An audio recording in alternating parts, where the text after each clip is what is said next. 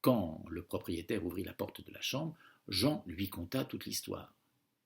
Oh, tu m'en as enfin débarrassé. Merci à toi, dit le propriétaire. Écoute, tu m'as rendu un tel service que, pour te récompenser, je te donne ma fille en mariage, si tu veux. Mais Jean refusa. Non, le mariage n'est pas pour moi. Je n'ai pas connu la peur. Et tant que je n'aurai pas connu la peur, je ne pourrai pas me marier. Et Jean s'en alla et continua son chemin.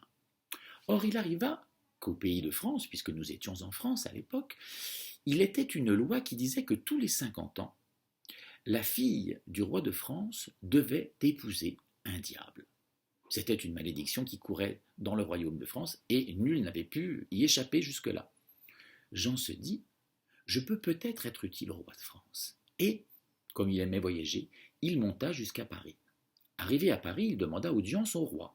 Le roi le reçut, et là, il expliqua au roi, Majesté, je peux vous rendre service et je peux définitivement éloigner cette malédiction de vous et du royaume de France. C'est bien étrange, dit le roi. Et comment t'y prendras-tu?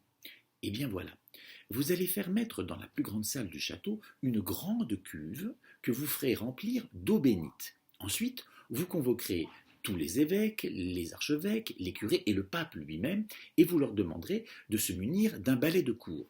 Un balai de cour, oui, un balai pour nettoyer les cours des châteaux. Et qu'ils viennent dedans et qu'ils s'installent tout autour de la cuve. Cela est bien étrange, mais enfin, puisque tu sembles avoir la solution, je te fais confiance.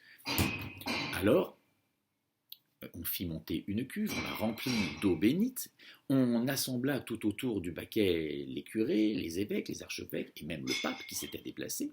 Tous étaient munis d'un bâton et on attendit la nuit. La nuit arriva et le fameux diable que Jean avait rencontré dans la chaumière précédente se présenta. Allons, donne-moi la fille du roi. Oh, très bien, dit Jean, je peux te la donner, mais pour cela il faut que tu rentres dans la pièce.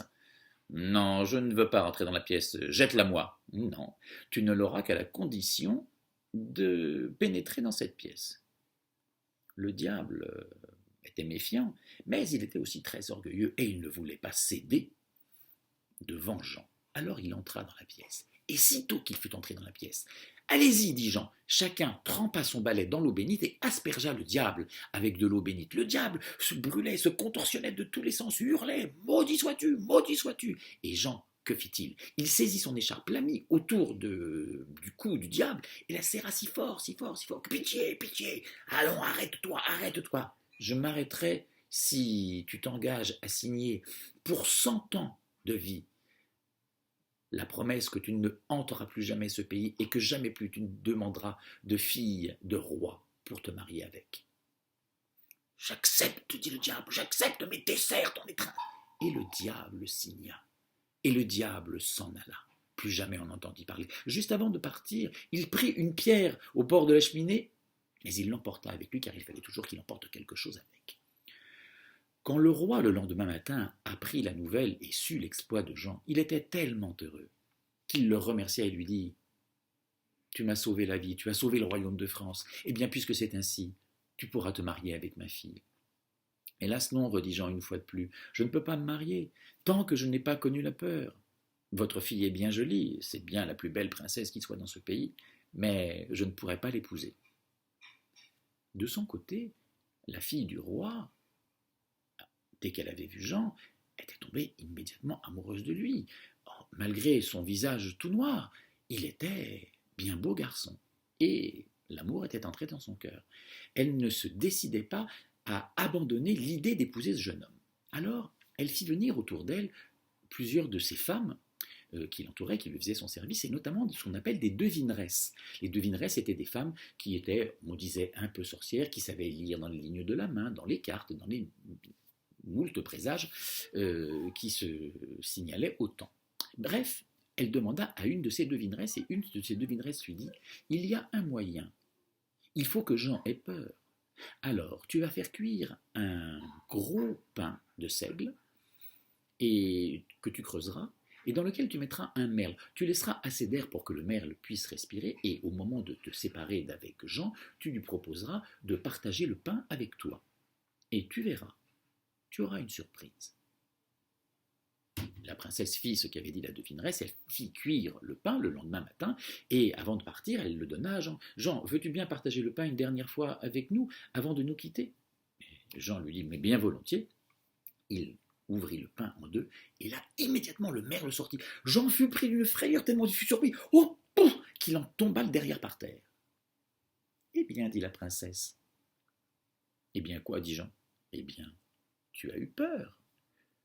Oui, et la condition pour te marier était qu'il fallut que tu aies peur une fois dans ta vie.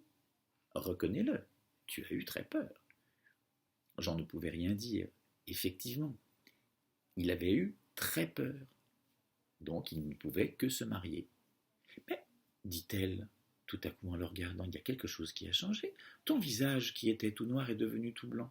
Oui, dit Jean, car avant de s'en aller, j'ai rattrapé par le collet le diable, et je lui ai dit, puisque tu m'as rendu si noir à la dernière fois, je te conjure une dernière fois, je tenais bien serré l'écharpe autour de son cou, je te conjure une dernière fois de me rendre beau, si beau que plus personne ne pourra me résister. Et c'est ce qu'il a fait. Voilà pourquoi je suis comme je suis. La princesse lui dit, ta beauté va avec ta générosité. Ta générosité a su toucher mon cœur. Je suis amoureuse. De son côté, Jean lui dit, vous êtes la plus belle princesse qui soit au royaume de France. Et je dois bien vous le dire, moi aussi je suis amoureux. Or donc, que se passa-t-il? Jean épousa la fille du roi. Et le roi, quand il devint vieux, s'éteignit, et Jean devint lui-même roi de France. Voilà. Voilà, c'était l'histoire de Jean sans peur, une histoire qui nous vient de la Basse-Bretagne, des contes traditionnels de nos régions. Et si vous cherchez une petite source, voilà De bouche à oreille, qui est un livre de contes populaires français et qui se trouve édité aux éditions du Territoire. Voilà, je tâcherai de vous en raconter d'autres bientôt. À très vite et bonne journée.